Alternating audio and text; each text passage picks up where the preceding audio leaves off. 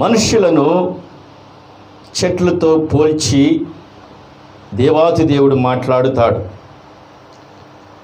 మనుషులు చెట్లు ఒక ఉపమానంగా తీసుకుని దేవాతి దేవుడు మాట్లాడుతూ ఉంటాడు. ఆమేన్.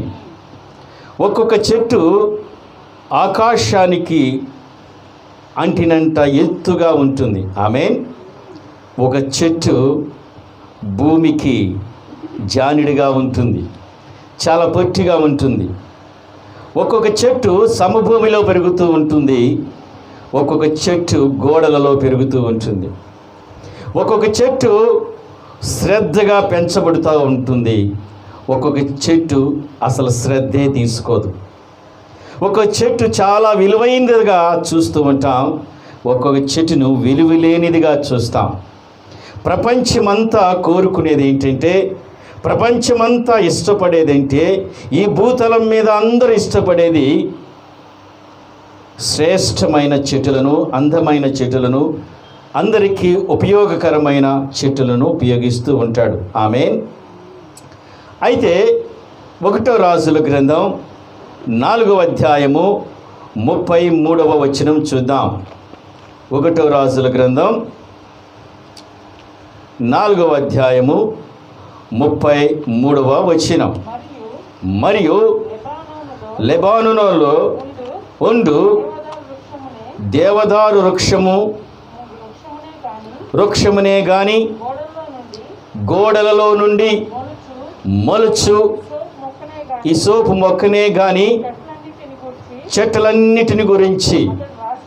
ఆమేన్. ఎవరు రాశారట? సొలొమోను మహారాజు. చెట్ల గురించి ఆయన వివరించాడు. ఉన్నతమైన చెట్టు గురించి, శ్రేష్టమైన చెట్టు గురించి, విలువైన చెట్ల గురించి, ఘనమైన చెట్ల గురించి ఆయన రాశాడు. అదే స్థాయిలో గోడలలో మొలిచి చెట్ల గురించి కూడా రాశారు. మనం రోడ్డు మీద వెళ్తుంటే ఉమ్మెత్తు పువ్వు అనే చెట్టు ఉంటుంది, ఊదా రంగులో ఉంటుంది. దాన్ని ఎవరు కన్సిడర్ చేయరు, దాన్ని ఎవరు పెంచుకోరు. దాన్ని మనం కాళ్ళతో త్రొక్కుతాం, దాన్ని మనం అసలు పట్టించుకోదు. అలాంటి చెట్టే ఇసోపు చెట్టు. ఇది ఎక్కడ పెరుగుతుందట? గోడలలో పెరుగుతుందట. ఈ చెట్టు చాలా పొట్టిగుంటుంది, ఈ చెట్టు చాలా బలహీనమైనది, ఈ చెట్టు ఎన్నిక లేనిది. ఈ చెట్టుని ఎవరు ఇష్టపడరు, ఎవరికి నచ్చదు, ఎవరికి ఉపయోగపడదు, ఎవరు పట్టించుకోరు, ఎవరు లక్ష్య పెట్టరు, ఎవరికి అక్కరలేనిది. దేవుని బిడ్డ, ఈ చెట్టు అంటే నువ్వు నేనే. మనల గురించి ఎవరికి అక్కర్లేదు, మనల్ని ఎవరు ఇష్టపడరు, మనల్ని ఎవరు పట్టించుకోరు, మనం ఎవరికి ఉపయోగపడమని వారి ఆలోచన, మనం ఎవరికి అక్కర్లేదు. కానీ ప్రపంచమంతా ఏం కోరుకుంటుందంటే, జ్ఞానం కలిగిన వారిని, విద్యావంతులని, భూమి మీద ఒక ఉన్నతమైన స్థాయిలో ఉన్న వాటినన్నిటినీ అందరూ కోరుకుంటారు. సామ్రాజ్యమమ్మ, నీ దగ్గరికి ఎవరైనా వస్తారా అంటే ఎవరు వస్తారయ్యా? ఇప్పుడు ఎమ్మెల్యే దగ్గరికి అయితే ఎవరైనా వెళ్తారు, కలెక్టర్ దగ్గరికి ఎవరైనా వెళ్తారు. భూలోకంలో ఉన్నతమైన స్థాయిలో ఉన్నవారు వాళ్ళందరి దగ్గరికి ప్రపంచమంతా వారే కావాలి. అంటే దేవదారు వృక్షము కూడా ఆకాశమైనంత ఎత్తైగలది, విలువైనది, ఘనమైనది. ఈ ఇసోపు చెట్టు, ఇసోపు అనగా అదొక చెట్టు. ఆ చెట్టు ఎక్కడ పెరుగుతుందట? గోడలలో పెరుగుతుంది. ఈ చెట్టు ఎవరికి అక్కర్లేదు, అది ఎవరికి ఉపయోగపడని చెట్టు, ఎవరు లక్ష్య పెట్టని చెట్టు, అది ఎవరు పట్టించుకొని చెట్టు. అలాంటి ఇసోపు చెట్టు గురించి దేవాది దేవుడు తన పరిశుద్ధ గ్రంథంలో రాశాడు. ఎవరు ఈ ఇసోపు చెట్టు? ఎవరినైతే ఇష్టపడరో వారు ఇసోపే. ఎవరైతే కోరుకోలేదో వారు ఈసోపు చెట్టే. ఎవరైతే ఎన్నిక చేయబడలేదో వారు ఈసోపే. ఎవరికైతే అక్కర్లేదో వారు ఈసోపు చెట్టే. అలాంటి చెట్టు పనికిరాని చెట్టుని, నిరుపయోగమైన చెట్టుని, ఎవరు ఇష్టపడని చెట్టుని, ఎవరికి అక్కర్లేని చెట్టుని, కాళ్ళతో త్రొక్కేసే చెట్టుని ఎవరు కోరుకున్నారు? దేవాతి దేవుడు కోరుకున్నారు. దేవునికి మహిమ కలుగునుగాక. ఒకవేళ ఆ ఈసోపు చెట్టుని ఆయన కోరుకోకపోతే నువ్వు నేను ఈ సన్నిధిలో కూర్చునే వాళ్ళం కాదు. దేవునికి మహిమ ఘనత కలుగునుగాక. ఒకవేళ దేవదారు వృక్షాన్ని ఆయన కోరుకుంటే మనమందరం ఉంటామా? మనకేమైనా లక్ష్యం ఉందా? మనల్ని ఎవరైనా కోరుకుంటారా? మనం ఏమైనా బలవంతులమా? ఏమీ లేదు. 1 కొరింథీ 1వ అధ్యాయము 27వ వచనం. కొరింథీయులకు రాసిన గ్రంథం 1 కొరింథీ 1వ అధ్యాయము 27వ వచనం. ఏ శరీరము దేవుని ఎదుట అతిశయింపకుండునట్లు జ్ఞానులను సిగ్గుపరచుటకు లోకములో నుండు వెర్రి వారిని దేవుడు ఏర్పరచుకున్నాడు. బలవంతులైన వారిని సిగ్గుపరచుటకు లోకములో బలహీనులైన వారిని దేవుడు ఏర్పరచుకున్నాడు. ఎన్నికైన వారిని వ్యర్థము చేయుటకు లోకములో నీచమైన వారిని, తృణీకరించబడిన వారిని, ఎన్నిక లేని వారిని దేవుడు ఏర్పరచుకున్నాడు. ఆమేన్. దేవుడు ఎవరిని కోరుకున్నాడు? ఎన్నిక లేని వారిని, తృణీకరించబడిన వారిని, వెర్రి వారిని, బలహీనులను దేవుడు కోరుకున్నాడు. ఈ ఈసోపు చెట్టు కూడా బలహీనమైనది అమ్మా. దీన్ని ఎవరికి అక్కర్లేదు. మనకి అర్థం అవడానికి మన భాషలో ఉమ్మెత్తి చెట్టు అనుకుందాం. ఉమ్మెత్తి చెట్టు వల్ల ఉపయోగం ఉందా? సామ్రాజ్యం అమ్మ ఎందుకు పనికి వచ్చింది? అది అందంగా ఉండదు, వేస్ట్. సరే దీన్ని పెంచుకుంటే ఏదన్నా కలప వచ్చిద్దా? మనకి రాదు. నిరుపయోగమైనది, అందవికారమైనది. ఏదైనా కంచికి ఏర్పాటు చేసుకుంటే ఒక కంచిలాగా ఉండిద్దా, ఒక పారిగోడగా ఉండిద్దంటే అలా కూడా పనిచేయదు. అది వేస్ట్. ఈ ఈసోపు చెట్టు కూడా ఆ మాదిరే. అయితే ఈ చెట్టుని ఎవరు కోరుకున్నారు? దేవాతి దేవుడు కోరుకున్నాడు. ఆమేన్. ఇంత చిన్నది, ఇంత బహు పొట్టిది, తృణీకరించబడినది, బలహీనమైనది, ఉపయోగము కానిది, ప్రయోజనము లేనిది, దీన్ని దేవాతి దేవుడు ఘనమైనదిగా ఎంచాడు. ఆమేన్. దీన్ని శ్రేష్టమైన స్థానానికి తీసుకొచ్చాడు. ఆమేన్. ఇది పనికొచ్చే చెట్టుగా మలిచాడు. ఆమేన్. ఉపయోగపడే చెట్టుగా మలిచాడు. ఆమేన్. అందరూ కోరుకునే చెట్టుగా మలిచాడు. ఆమేన్. అందరూ గణపరిచే చెట్టుగా మార్చాడు. ఆమేన్. అందరికీ అక్కరలేని దాన్ని అందరి అవసరత కొరకు దీన్ని దేవాతి దేవుడు మార్చాడు. ఎలా మార్చాడు? పరమగీతములు 2వ అధ్యాయము 14వ వచనం. పరమగీతములు 2:14. బండ సందులలో ఎగురు నా పావురమా, పేడబీటులా ఆశ్రయించు నా పావురమా ఆగుదాం. చాలమ్మా. ఇక్కడ జాగ్రత్తగా దేవుని వాక్యాన్ని ఆలోచన చేద్దాం. దేవాతి దేవుడు, పరిశుద్ధాత్మ దేవుడు మనతో మాట్లాడుచుండగా యోగ్యమైన మనస్సుతో దేవుని వాక్యం ఇందుముగాక. బండ అంటే క్రీస్తుకు సాదృశ్యం. మనం ఆరాధిస్తున్న దేవాతి దేవుడు బండై ఉన్నాడు. ఆ బండ ఎవరు? యేసు ప్రభువారట.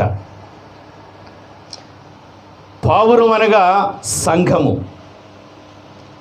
సంఘము అనగా నువ్వు నేనే. ఈ పావురం అంట ఎక్కడ ఎగురుతుంది? ఆ బండకి బీటులు ఏర్పడ్డాయట. ఆ బండకి బాగా బీటులు ఏర్పడ్డాయి. ఆ సందులలో, పగిలిపోయిన సందుల్లో ఈ పావురం ఎగురుతూ ఉంటే క్షేమమట. ఆమేన్. అంటే అర్థం ఏంటంటే, ఆ బండ క్రీస్తే కపాలం అనబడే ఆ గల్గొతా కొండపై ఆ బండ అయిన క్రీస్తు బద్దలైపోయింది. ఆయన శరీరం, ఆ శరీరంలో నుంచి అమూల్యమైన రక్తము కారుచూ ఉంది. ఆ అమూల్యమైన రక్తముతో సంఘము తడపబడాలి. ఆమేన్. నువ్వు నేను ఆయన రక్తములో ఉంటే నీకు క్షేమం. నువ్వెవరివి? ఇస్సోపువి. నువ్వెవరివి? ఇస్సోపువి. ఈ పనికి రాని ఇస్సోపుని పనికొచ్చే పాత్రగా, ఉపయోగపడే పాత్రగా ఉంచాలంటే ఈ పావురము ఆ బీటు వారిన ఆ బండలో ఎగురుచూ ఉండాలి. ఆమేన్. అంటే అర్థమేంటి? దేవుని గాయాల ద్వారా కార్చబడిన రక్తములో నువ్వు తడపబడాలి. దేవునికి మహిమ కలుగునుగాక. ఇప్పుడు రావండి, లేవీకాండం 14వ అధ్యాయం 4వ వచనం. లేవీయులకు రాసిన గ్రంథం 14:4.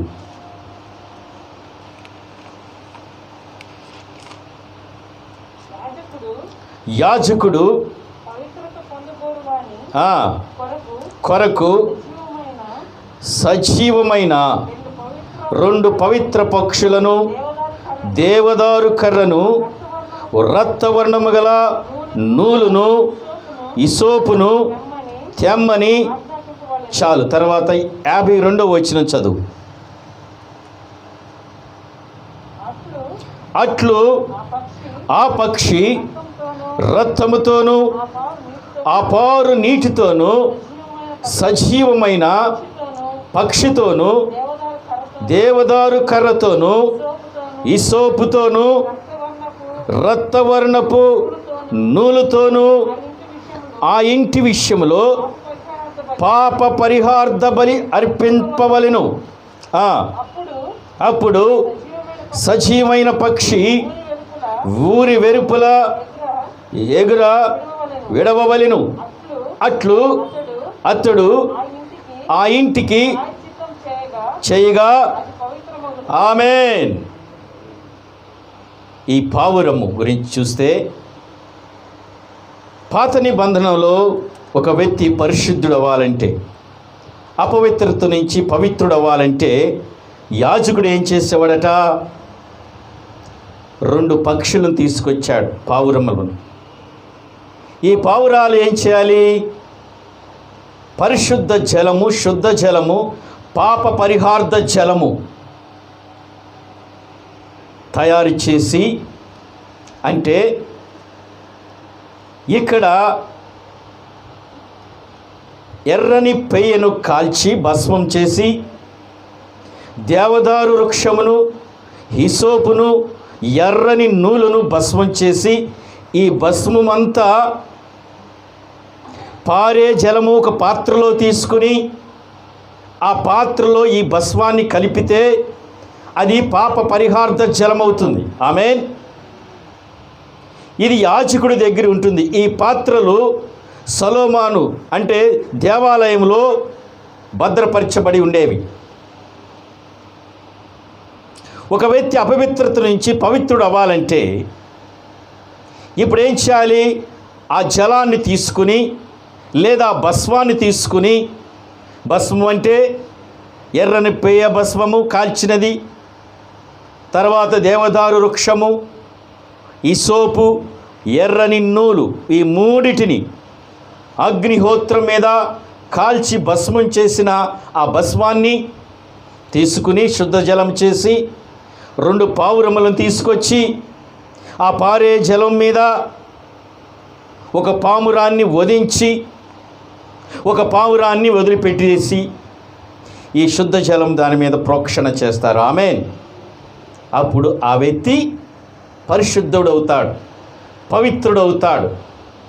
దేవుని బిడ్డ, ఈ 2 పావురములు దేనికి గుర్తంటే ఒక పావురము వధించబడుతుంది, బలిగా అర్పించబడుతుంది. అది ప్రభువైన యేసుక్రీస్తు వారు. ఒక పావురం ఎగిరేటట్లు చేస్తారు, దాన్ని వదిలేస్తారు. అంటే ఆయన పునరుద్ధానుడికి గుర్తు. దేవుని బిడ్డ, కొత్త నిబంధనకు వస్తే హిసోపు లాంటి నువ్వు నేను లోకములో ఎన్నిక లేని వారము, లోకము తృణీకరించబడిన హిసోపు లాంటి వారము, లోకము చేత మనము ఏ ఘనత పొందని వారము, బలహీనులము, జ్ఞానం లేని వారును, ఎన్నిక లేని వారి మనలను ఆయన బలవంతులుగా చేయడానికి, ఎన్నిక కలిగిన వారినిగా చేయటానికి ఆయనలో నువ్వు నేను ఆయన రక్తముతో ప్రోక్షణ చేసుకుంటే, ఆయన రక్తము ద్వారా నువ్వు తడపబడితే నువ్వు ఒక యోగ్యమైన పాత్రగా, పనికొచ్చే హిసోపులాగా యేసు నామములో మార్చబడతావు. ఆమేన్. ఈ హిసోపు ఏం చేస్తుందో కొద్ది నిమిషాలు చూద్దాం. దేవుని ఇలా యేసు రక్తములో కడగబడిన నువ్వు, యేసు రక్తము ద్వారా రక్షించబడిన నువ్వు ఆ దేవుని పనిలో పాలిభాగస్థుడు అవుతావు. ఎలా పాలిభాగస్థుడు అవుతావు? ఆనాడు మీరు అది చదివితే మీకు అదంతా అర్థమైంది. కుష్టి రోగి పవిత్రుడు అవ్వాలంటే ఈ పరిశుద్ధ జలాన్ని తన మీద 7 మార్లు ప్రోక్షణ చేయాలి. పరిశుద్ధ గ్రంథం మాట్లాడే మాట ఏంటంటే కుష్టికి సాదృశ్యము పాపమే. ఆనాడు కుష్టి రోగులను అక్కడున్న పట్టణంలో ఉండనిచ్చేవాళ్ళు కాదు, పట్టణంలో కాదు, ఇంటిలో ఉండనిచ్చేవాళ్ళు కాదు, ఇంటిలో కూడా కాదు, ఊరు బయట ఉండేవారు. ఎందుకు ఊరు బయటను పెట్టేవారు కుష్టి రోగులని? కుష్టి వ్యాధికి 3 భయంకరమైన లక్షణాలు ఉంటాయి. ఒక లక్ష్యం ఏంటంటే ఏదైనా శరీరానికి ఆ కుష్టి అందితే, కుష్టి ఆ శరీరానికి వ్యాపిస్తే దానికి ఆ భాగానికి స్పర్శ ఉండదు. ఒక పొడవోటి సన్నని సూది తీసుకొచ్చి ఒకవేళ ఆ చేయికి కుష్టి వస్తే ఆ పొడవాటి సన్నని సూది యువతాల నుంచి అవతాలకి పొడిచినా కూడా వాళ్ళకి స్పర్శ తెలియదు. అంతేకాదండి, బాగా మండుతున్న అగ్నిహోత్రం దగ్గరికి తీసుకెళ్ళి ఈ కుష్టి కలిగిన ఆ చేయిని ఆ మంటలో పెట్టినా కూడా వాడికి ఏం కలగదు, స్పర్శ తెలియదు. దేవుని బిడ్డ, పాపము కూడా కుష్టే. కుష్టిని పాపముతో మాట్లాడుతాడు దేవాతి దేవుడు. అంటే దేవుని బిడ్డ, ఈ పాపం అనేది నీ హృదయ స్పర్శ లేకుండా చేస్తుంది. హృదయానికి ఏం చేయదు, ఆ స్పర్శ తెలియదు. జీవితం పతనమైపోతున్నట్టు, నీ జీవితం అంతా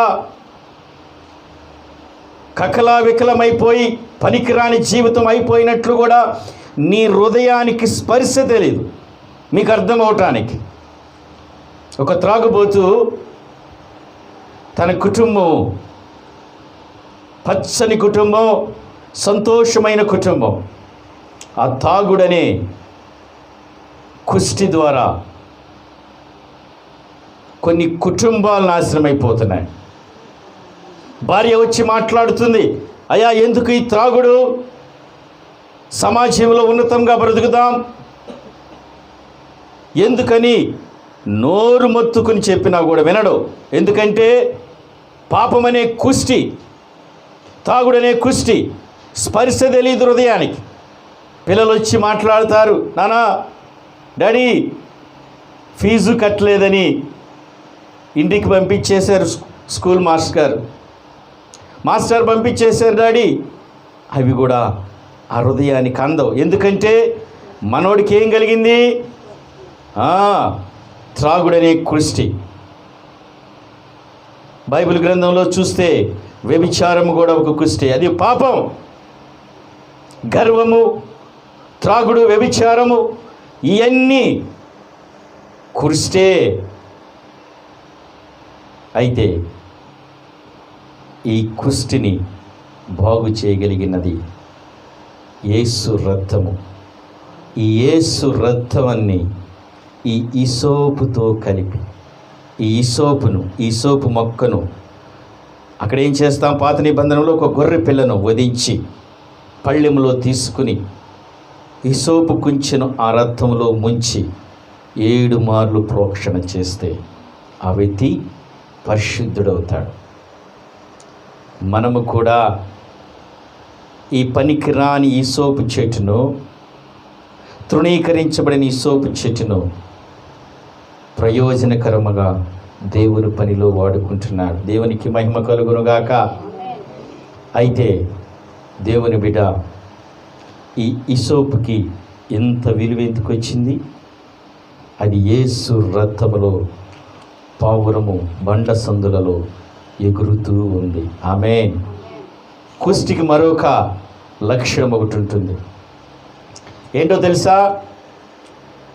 అది వ్యాపించే లక్షణం.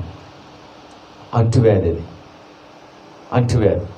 అందుకని వీరిని ఏం చేస్తారు? ఊరు బయట పడేస్తారు. మీకు అర్థం అవటానికి, ఒక ఊరిలో ఒక తాగుబోతుడు ఉంటే, ఆ ఊరిలో ఎవరు తాగుబోతులు కాదు, ఒకడు వెళ్ళి ఉన్నాడు అక్కడ. 6 నెలల తర్వాత అక్కడికి వెళ్ళి చూస్తే వాడికి తోడు 10 మంది యాడ్ అయి ఉంటాడు. ఎందుకు? ఈ కుష్టి ఏమైంది? వ్యాపించింది. అందుకని సమాజానికి దూరముగా ఉంటారు, వారితో సహవాసం చేయరు. మూడోది, ఈ కుష్టికున్న మరొక లక్ష్యం ఏంటంటే అందవికారంగా చేస్తుంది మనిషిని. అందమైన వ్యక్తి, అందంగా ఉన్న వ్యక్తి కుష్టి వచ్చినప్పుడు చూడలేము. పాపము మనిషిని వికారం చేస్తుంది, జాగ్రత్త. వికృతి రూపాన్ని తీసుకొస్తుంది, జాగ్రత్త. భర్త యొక్క చీకటి పనులు బట్టి ఆ కుటుంబం అందవికారమైద్యమో, జాగ్రత్త. దేవుని బిడ్డ, సిలువ రక్తములు నువ్వు కడగబడితే మళ్ళీ అందమైన జీవితాన్ని ప్రభు ఇవ్వటానికి సిద్ధంగా ఉన్నాడు. అయితే నువ్వు చేయవలసిన పని ఏంటి? నువ్వు ఈ సోపువి, నువ్వు రక్షించబడావు. నీ కుటుంబంలో నిన్ను విలువగా దేవుడు ఎంచాడు. మరి ఆ జీవితాలను బాగు చేసే పనిలో నువ్వు ఉన్నావా?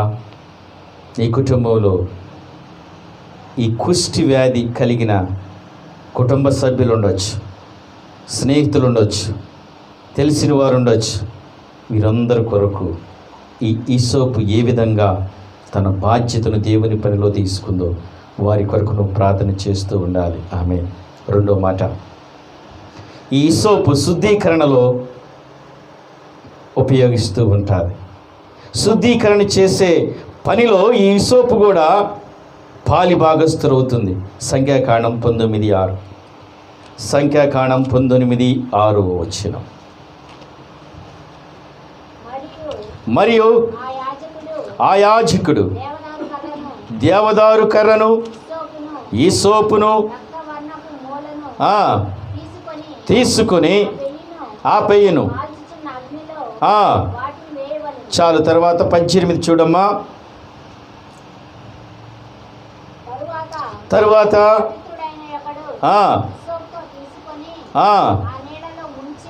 ఎవరు? పవిత్రుడైన ఒకడు ఈ సోపును తీసుకుని ఆ నీళ్ళల్లో ముంచి ఆ గుడారము మీదను దానిలోని సమస్తమైన, అండర్లైన్ చేయండి, సమస్తమైన ఉపకరణముల మీద, అక్కడున్న మనుషుల మీదను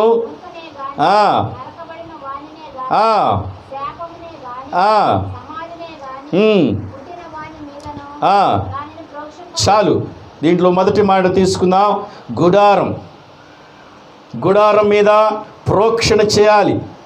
ఈ గుడారములు ఏముంది? గుడారం అంటే ప్రత్యక్ష గుడారం. ఈ ప్రత్యక్ష గుడారములు ఏమేమి ఉన్నాయట? చాలా ఉపకరణాలు ఉన్నాయి. ఈ ఉపకరణాలన్నీ ఏమయ్యాయి? అశుద్ధమయ్యాయి. జాగ్రత్తగా వినండి దేవుని వాక్యాలు. ఇవి మళ్ళీ శుద్ధిపరచాలంటే మళ్ళీ ఏం చేయాలి? ఈ సోపే మళ్ళీ ఉపయోగపడుతుంది. వాటి మీద ప్రోక్షణ చేయాలి. ప్రత్యక్ష గుడారములు ఏముంటాయి? బలిపీఠం ఉంటుంది, సముఖపు రొట్టె బల్లి ఉంటుంది, ధూపవేదిక ఉంటుంది, దీపవృక్షం ఉంటుంది. ఇవన్నీ ఏమయ్యాయి? అపవిత్రమైనప్పుడు వీటిని ఏం చేశారు? మళ్ళా పరిశుద్ధపరచటానికి మళ్ళీ ఈ సోపును వాడాడు ప్రభు. ఆమేన్. ఆ ఈ సోపు ఎవరు?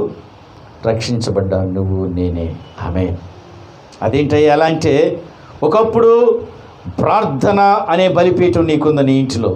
ప్రార్థనా పుర్రాలే కుటుంబాన్ని దేవుని సేవ కొరకు, దేవుని పరిచర్య కొరకు తన ప్రాణాలే త్యాగం పెట్టి ఇష్టపడి లక్షల కొలది రూపాయలు దేవుని పరిచర్యకు ఖర్చు పెట్టే వ్యక్తే ఆత్మలో పడిపోయింది. ఇప్పుడు ఆ బిడ్డ కొరకు నువ్వు ప్రార్థన చేయాలి. ఆమేన్. చేస్తున్నావా? సముఖపు రొట్టె బెల్ల అంటే దేవుని మందిరంలో మనమందరం వారేమే. ఒకప్పుడు దేవుని వాక్యాన్ని విరిచిపెట్టి అందరిని దేవుని వైపు తిప్పి అందరిని సంతృప్తిపరిచి సమాధానపరిచే ఈ సముఖపు రొట్టె బల్ల పడిపోయింది. ఇప్పుడు ఒకప్పుడు చాలా ప్రార్థన చేసేదండి, ఒకప్పుడు ఎవరు కనపడినా వాక్యం చెప్పేదండి. ఇప్పుడు ఏమైంది? ఆత్మలో బలహీనమైంది. దీన్ని మళ్ళీ పునరుద్ధరించాలంటే, దీన్ని మళ్ళీ నువ్వు కట్టాలంటే ఈ సోపును వాడాలి. అంటే నువ్వే మళ్ళీ దాన్ని తిరిగి కట్టాలి. ఆమేన్. దేవుని శుద్ధీకరణ పనిలో ఈ సోపును వాడుతున్నాడు ప్రభు. దీప వేదిక ఒకప్పుడు విజ్ఞాపన ప్రార్థన చేసి ఆవిడేండి కుటుంబ క్షేమం కొరకు, సంఘ క్షేమం కొరకు ప్రార్థన చేసేది. ఇప్పుడు ఏమైంది? ప్రార్థనలో వెనకబడింది. దీన్ని మళ్ళీ శుద్ధీకరించాలంటే ఈ సోపును వాడాలి. ఆ ఈ సోపుగా నువ్వు ఉన్నప్పుడు ప్రార్థనాత్మలో పడిపోయిన వారి కొరకు ఈ సోపుగా నువ్వు వారి కొరకు ప్రార్థన చేయాలి. ఆమేన్. మూడవ మాట దేవుని వాక్యంలో చూద్దాం. నిర్గమాకాండం 12:22. నిర్గమాకాండం 12:22.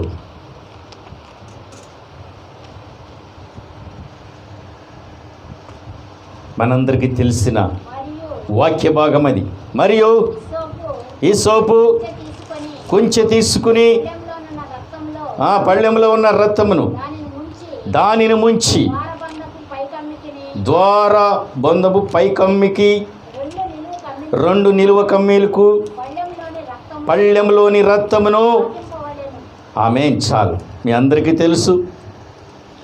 ఇది చాలా పరిచయమైన వాక్యం. ఐగుప్తి బానిసత్వము నుండి ఇశ్రాయేల్ ప్రజల్ని విడిపించటానికి, ఆ ఇనుప కొలిమి నుండి, సంఖ్యల నుండి విడిపించటానికి చివరి ప్రయత్నము ఐగుప్తి దేశంలో ఉన్న జ్యేష్ఠుడు మరణిస్తాడు. అది మనిషి అయినా కావచ్చు, జంతువైనా కావచ్చు, ఏదైనా దేవాతి దేవుడు మరణదూతనికి ఆజ్ఞాపించినప్పుడు ఆ ఇశ్రాయేల్ ప్రజలు ఏం చేయాలి? ఒక గొర్రె పిల్లను వధించి,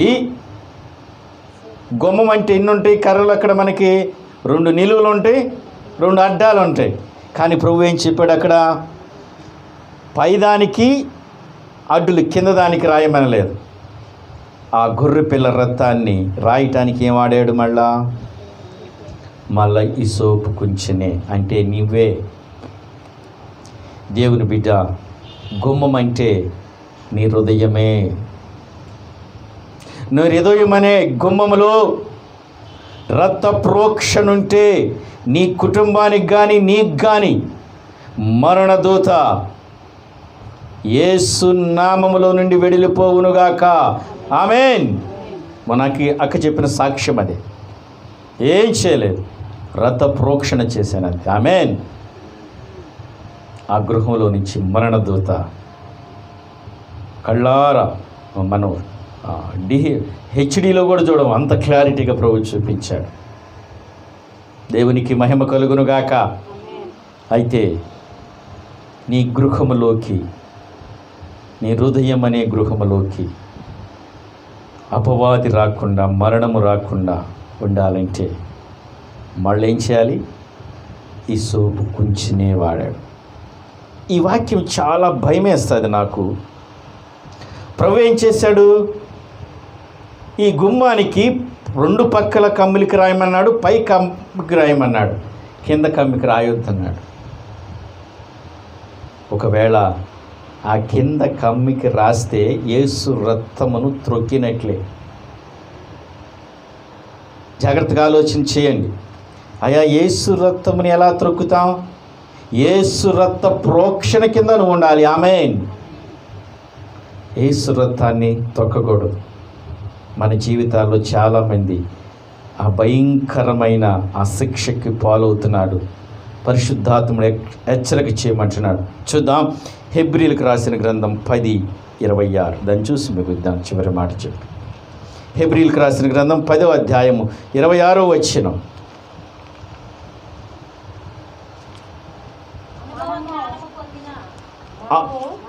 మనము సత్యమును గురించి బుద్ధిపూర్వకముగా పాపము చేసిన ఎడల పాపమునకు బలి ఇంకా ఉండదు. జాగ్రత్త దేవుని బిడ్డ. మనము సత్యమును గురించి, సత్యం అంటే ఎవరు? యేసు ప్రభు వారే. ఆ నజరేయుడైన యేసు క్రీస్తు గురించి నువ్వు అనుభవ జ్ఞానం పొందావు. తర్వాత బుద్ధిపూర్వకముగా పాపము చేస్తే నీకు ఇంకా బలి ఉండదు, నీకు క్షమాపణ ఉండదు. దేవుని గురించి తెలుసు, ఆయన ద్వారా నీకు అనేకమైన అనుభవ జ్ఞానం పొందావు. ఏది తప్పో, ఏది రైటో, ఏది సత్యమో, ఏది అసత్యమో, ఏది చేయకూడదో, ఏది చెయ్యాలో, ఏది వినాలో, ఏది వినకూడదో అన్ని దేవుని నీకు తేటపరిచాడు. అనుభవ జ్ఞానం ఉంది. ఈ కంటితో నీ భార్యని మాత్రమే స్త్రీతత్వంలో చూడయా, ప్రతి స్త్రీని అమ్మతనంలో చూడమని దేవాతి దేవుడు ప్రకటన చేస్తే ఆ అనుభవం నీకుంది, సత్యము నీకుంది. దేవుడు చెప్పాడు. చెప్పిన తర్వాత కూడా అదే కోణంలో నువ్వు ఆ కన్నును వాడితే నీకు ఇంకా బలి ఉండదు, ఇక నీకు రక్షణ ఉండదు. నీ కొరకు నిత్యమైన అగ్ని ఎదురు చూస్తూ ఉంది. చూద్దాం 19వ వచనం కూడా, 20 చూద్దాం, 29 చూద్దాం. ఇట్లుండగా దేవుని కుమారుని ఆగండి, తొక్కేరలేదా? ప్రార్థనలతో ఎన్నిసార్లు తొక్కుంటారు మీరు? దేవుని యొక్క జ్ఞానం తెలుసు, సత్యం తెలుసు. లోకమాలిన్యం అంటకూడదని, నువ్వు సపరేట్గా ఉండాలని నిన్ను దేవుడు ప్రత్యేకపరిచాడు. అన్ని విషయాల్లో చేసినా కూడా దేవుని అనుభవ జ్ఞానం తెలిసి ఉద్దేశపూర్వకముగా, చిన్న మాట చెప్పనివ్వండి, నిందారోపణ చేయకూడదు, కానీ కావాలని నిందారోపణ చేస్తాం. ప్రభు నిన్ను వలె నీ పొరుగు అని ప్రేమించమన్నాడు, కానీ కావాలని కోపం పెంచుకుంటాం. ఇవన్నీ చేసేదేంటి? ఉద్దేశపూర్వకముగా. భయం ఎట్లేదా మీకు? గజ గజ గజ గజ వణికిపోతున్నాం ఇక్కడ. కారణం ఏంటో తెలుసా? ఒక్కసారి దేవుని యొక్క జ్ఞానం అనుభవంలోకి వచ్చిన తర్వాత ఉద్దేశపూర్వకంగా పాపం చేస్తే ఇంకా నీకు బలి ఉండదమ్మా. నీ కొరకు నిత్యమైన అగ్ని ఎదురు చూస్తూ ఉంటుంది. ఇక నో ఆల్టర్నేటివ్. జాగ్రత్త. అందుకే ప్రభు అంటాడు నిర్గమ 12:12, నువ్వు రథము క్రింద మాత్రమే ఉండాలి, రథాన్ని తొక్కకూడదని. ఆ సత్యాన్ని నువ్వు ఎరిగి ఉండాలని ఒక తమ్ముడు ఫోన్ చేసి, అన్న ఈ వాక్యాన్ని నిన్న తర్వాత దేవుని గురించి తెలుసు, మరి నేను బాప్తిసం పొంది దాదాపు 20 సంవత్సరాలు అవుతుంది. పాస్టర్ గారు ఉద్దేశపూర్వకంగా నేను చేసిన పాపాలు చాలా ఉన్నాయి. ఇక నాకు బలి ఉండదా? ఇక బలి లేదన్నాడు కదా ప్రభు. ఇక నేను దేని కొరకు ఎదురు చూడాలి? నిత్య అగ్ని కొరకు ఎదురు చూడాలి కదా. నా పరిస్థితి ఏంటి? నా పరిస్థితి ఏంటి? నిద్ర పడతలేదు. దీనికి సమాధానం ఏంటి? దేవాతి దేవుడే చెప్పాడు కదా, ఇక బలి లేదని. అటు చూడండి, కింద చూస్తే చూడండి, ఆఖరి మాట యోహాను సువార్త 19:29. 19:29.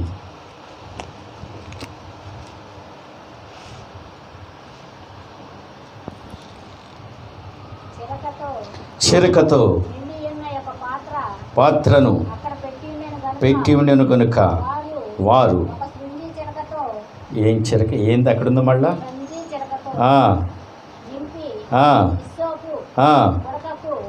ఈ సోపును వాడాడు. మళ్ళీ చివరిగా ఈ సోపు చూసారా, ఎక్కడో ఆకర్షణ లేనిది, తృణీకరించబడినది, ఎన్నిక లేనిది, చులకన చేయబడినది, అక్కర లేని దాన్ని మళ్ళీ ప్రపంచ మానవాళి పాపాలన్నీ ప్రక్షాళన చేసే అమహోన్నతమైన ఆ యాగములో మళ్ళీ దేని వాడాడు ప్రభు? నన్ను వాడుకున్నాడు ఈ సోపుని. అక్కడ ప్రభు దాహం దాహము దాహం అంటున్నప్పుడు ఈ సోపు అన్నదేమన్నా తెలుసా? అయ్యా, నీ దాహాన్ని నేను తీరుస్తా. మరి దేవుని బిడ్డ, ఈ సోపుగా పిలువబడుతున్న నువ్వు ఆయన ఆత్మల దాహాన్ని తీర్చడానికి సిద్ధమేనా? 38 సంవత్సరముల నుంచి ఎవరు పలకరించటంలా, ఆదరణ లేకుండా, ఒంటరితనంగా, పనికి రాకుండా ఆ ఉన్న ఈ సోపుకి దేవుడు వచ్చి మాట్లాడుతున్నాడు. నువ్వు స్వస్థపడు కోరుచున్నావా అని. ఎవరి చేత ఆకర్షించబడిన వాడు, ఎవరు కోరుకోలేనివాడు, ఎవరు ఇష్టపడతలేదని నేను నల్లని దానను. దేవుడు అంటాడు, నువ్వు నాకు కావాలి. ఈ సోపు ప్రయోజనకరముగా చేసి సులోమతిగా పిలువబడింది. 12 సంవత్సరములు రథస్రావం కలిగి సమాధుల్లో తిరుగుతున్న వాళ్ళందరూ దేశము కొరకు, దేశంలో ఉన్న ఎవరికి అక్కరలేని వారి కొరకు, తృణీకరించబడిన కొరకు దేవాతి దేవుడు వచ్చి నువ్వు నాకు కావాలన్నాడు. దేవుని బిడ్డ, తలలు వంచుకోండి, ప్రార్థన చేద్దాం.